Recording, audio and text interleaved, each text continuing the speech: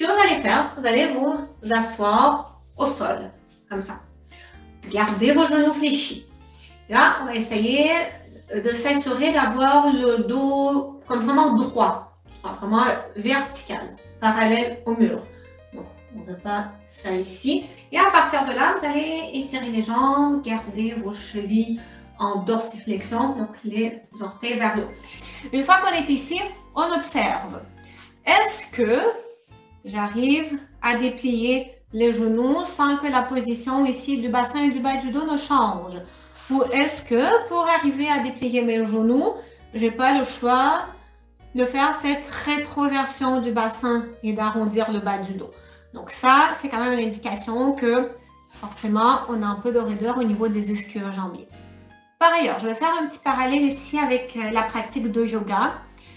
Vous savez, autant dans les cours de yoga que dans les magazines de yoga, vous allez voir souvent ce genre de choses-là. Pas besoin d'être capable de réussir ça pour avoir une bonne souplesse. Moi, je suis hyperlaxe. J'ai une hyperlaxité de mes ligaments, donc mes articulations font en sorte que je peux aller beaucoup trop loin dans le mouvement, ce qui n'est pas forcément une bonne chose. OK?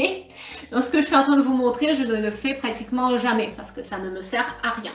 Mais ça, vous n'avez pas besoin d'être capable de faire ça pour avoir une bonne souplesse.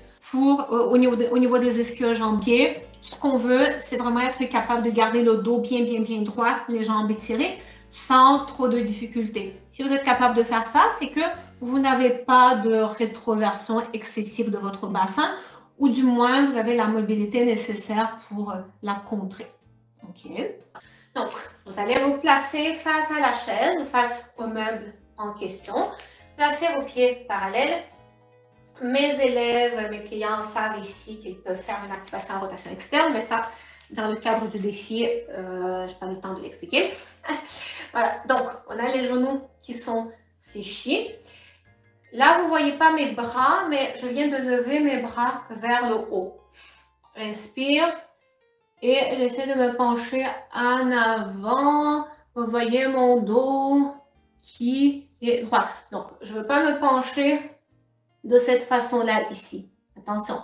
Oui? Et si vous avez ce défi-là, le défi de bassin qui est trop en rétroversion, voilà, ça va être justement quelque chose sur quoi il faudra vraiment se concentrer. Imaginez vraiment que la fesse est tirée vers le haut. On va essayer de sortir les fesses en fait, ok?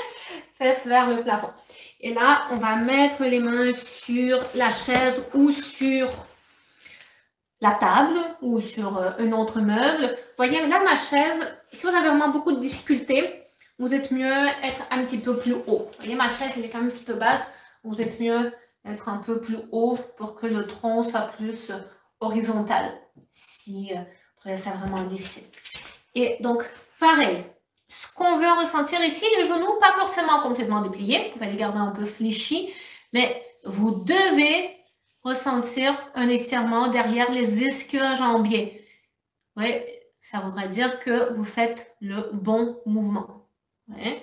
Les personnes qui n'ont pas de problème d'antéversion, peut-être ne ressentiront pas d'étirement particulier, mais si vous êtes comme ça, c'est sûr et certain que vous n'aurez pas d'étirement non plus au niveau des ischios.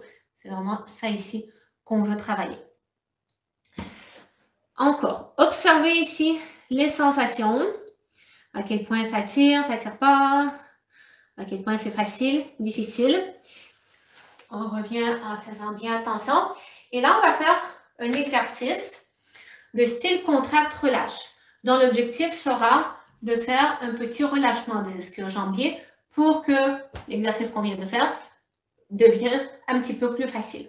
Ça s'appelle la pince debout active. Au départ, on est toujours debout, les pieds sont toujours parallèles. Je fléchis les genoux. Je lève les bras vers le haut. J'inspire et j'expire. Je me penche, je me plie en deux.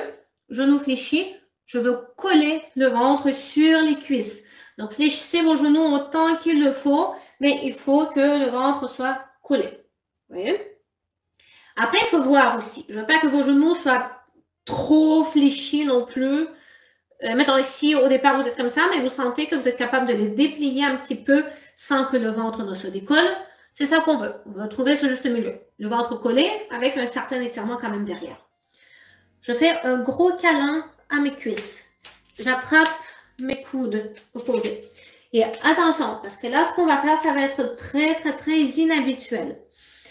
Sur l'expiration, je vais pousser avec les cuisses contre mes bras. Comme je veux éloigner mes genoux. Avec mes bras, je continue à serrer très fort. OK?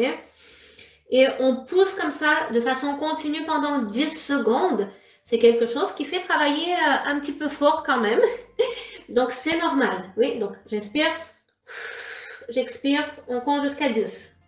2, 3. Je continue à pousser. 4, 5, 6, 7, 8, 9, 10. Ah, on relâche. Essayez de revenir en faisant bien attention. C'est bon. Idéalement, on pourrait même faire cette poussée 2 fois. Mais là, pour les causes de temps, okay?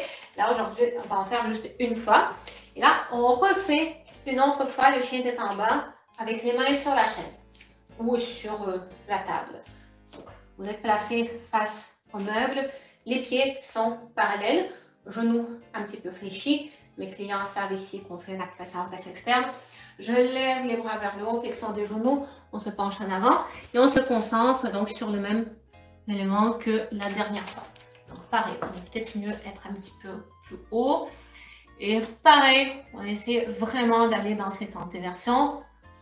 Vous voyez, concentrez-vous ici sur les sensations. Est-ce que ça tire autant que la première fois que vous l'avez fait? Est-ce que vous sentez une petite différence? Normalement. Après la pince active debout, donc après avoir poussé, ça fait un petit relâchement au niveau des ischio-jambiers. Donc, ça fait en sorte qu'on a un peu plus de facilité à faire cette antéversion. On arrive à aller un petit peu plus loin. Ça ne fait pas enlever toutes les raideurs d'un coup instantanément, mais c'est une façon intéressante de le travailler. OK.